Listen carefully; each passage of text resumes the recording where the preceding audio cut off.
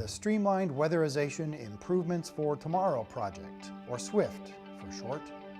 Let's take a look inside this Department of Energy funded initiative to weatherize low-income homes in North Carolina. Led by UNC Charlotte professors Thomas Gentry and Rob Cox, SWIFT may well become a national model for making homes more energy efficient. The Weatherization Assistance Program, which is called WAP, has been around for about 35 years, and as you might guess, over that time there's been a lot of changes in housing and the technology that goes into housing.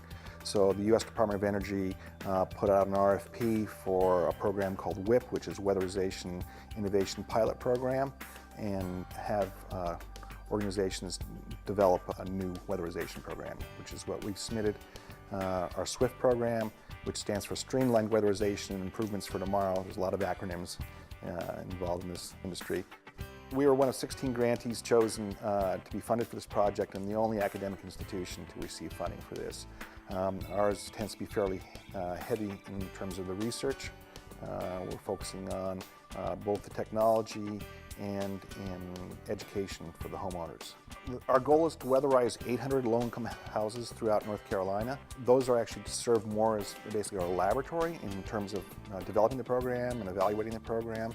So there's the community service component and actually doing the work, but in terms of the research, it's what we're doing in those houses that we're looking at. One of the things that we're really trying to do through this project is to figure out how we give homeowners the information they need to make smarter energy decisions.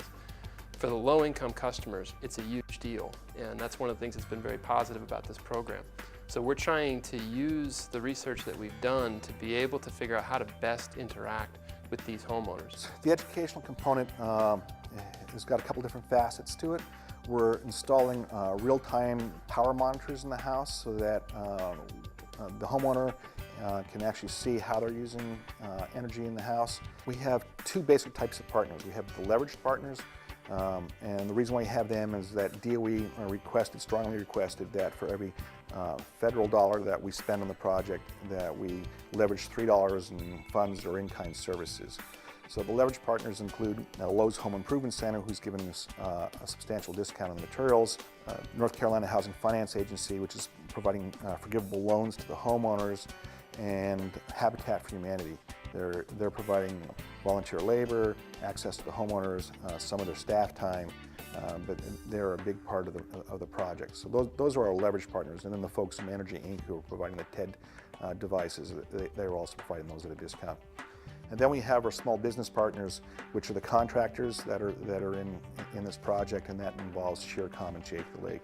In these habitat neighborhoods, all of the homes are kind of clustered together, and so we went through door to door, basically trying to get people involved and get the word out that this project was going on. And a homeowner came out of her house and wanted to know what was going on, and got really excited and said she'd be at our community meetings, and she was just really excited about it. And we need people like that in the neighborhood to kind of help us spread the word too. They're community leaders is kind of how we're looking at them. So they're kind of our liaison between the university and the neighborhoods themselves. The most interesting part of this project to me is kind of where lifestyle choices meet technology and how it's really a balance of the two. We're educating these homeowners on how to effectively or efficiently use this technology in their home that will help them conserve energy and lower their energy bills every month. There are a couple favorite parts of the projects. Working with the homeowners is great. Every once in a while it gets kind of frustrating with all the bureaucracy and everything else you go through, and you kind of question, why am I doing this? Then you sit down and work with the homeowners, and it's like, wow, this is really kind of a great experience, because they genuinely are appreciative. And then the research side of it. I think it's a lot of fun to just be able to come up with an idea and then play with it and see how it really does have opportunities to improve people's lives. As we look at it, we can focus on passive methods for improving the house, and we do that by air sealing and insulating and things like that, basics. Then what we want to do is be able to sort of go that last mile and figure out how we extract more savings. The easiest way to do that would be to make a smart house, but that's expensive. So the alternative is to install the energy monitor and be able to give people the right information to make good decisions. And in that case, we're trying to make a smart house by making a smart homeowner. And that's one of the big things that we're trying to do through this project.